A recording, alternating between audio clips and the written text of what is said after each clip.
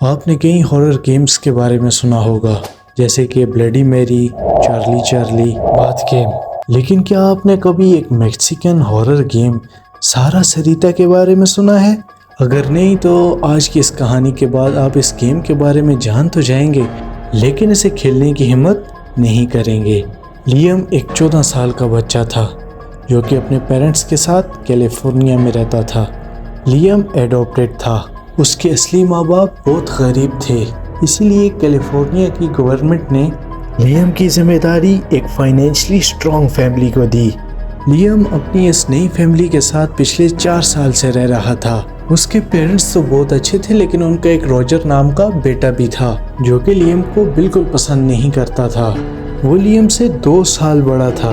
वो बात बात पे लियम को तंग किया करता था। एक रात लियम और रॉजर घर पे अकेले थे क्योंकि उनके पेरेंट्स काम की वजह से 1-2 दिन के लिए बाहर गए थे। और इसी मौके का फायदा उठाते हुए रॉजर ने अपने तमाम दोस्तों को एक पार्टी पर बुलाया। लियम ने काफी बार उसे ऐसा करने से मना भी किया, मगर रॉजर बिल्कुल नहीं माना। लियम चुपचाप उठ के अपने कमरे में चला गया और कुछ देर बाद लियम को हॉल से जोर जोर से गाने बजने की आवाज आई और इसी के साथ साथ उसे काफी सारे लोगों के आने की आवाजें भी आने लगी। अब वो समझ चुका था कि रॉजर ने अपने फ्रेंड्स को घर पे पार्टी के लिए बुला लिया है।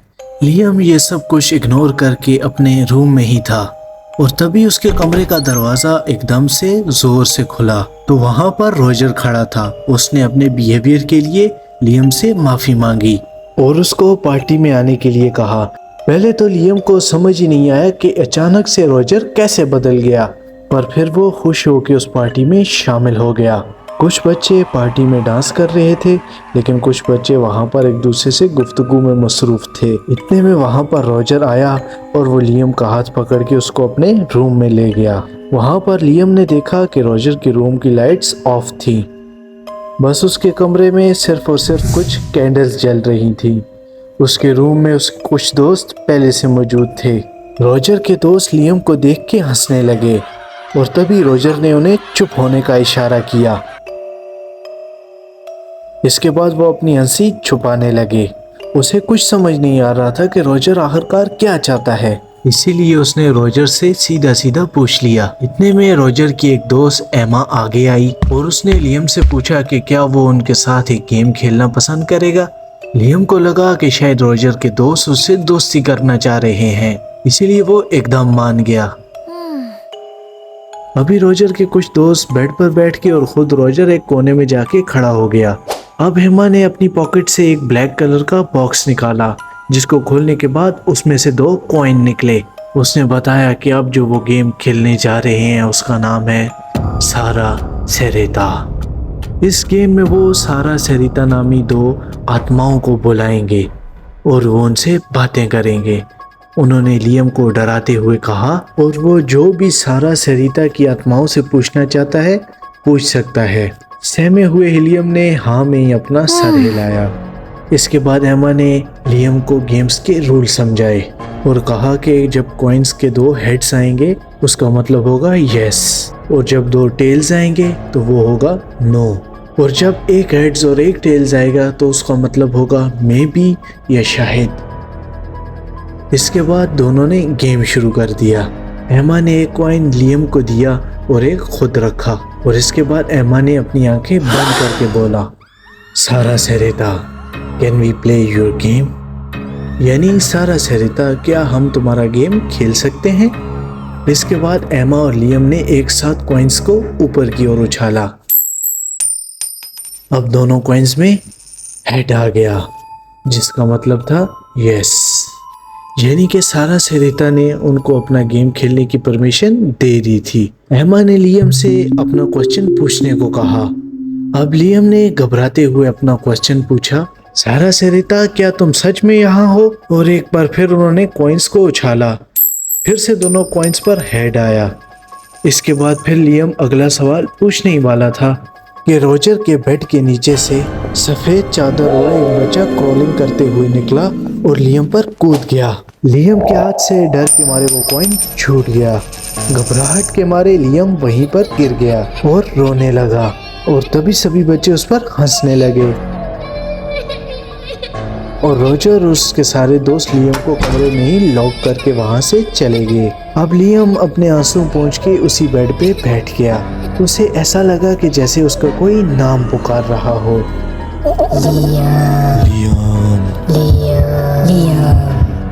लियम उठा और इधर उधर देखने लगा, लेकिन वहाँ पर तो कोई भी नहीं था। एक बार फिर उसे ऐसी ही आवाज सुनाई दी, लेकिन अब वो दरवाजे के दूसरी साइड से आ रही थी। अचानक से उसे महसूस हुआ कि हॉल में बिल्कुल सन्नाटा है।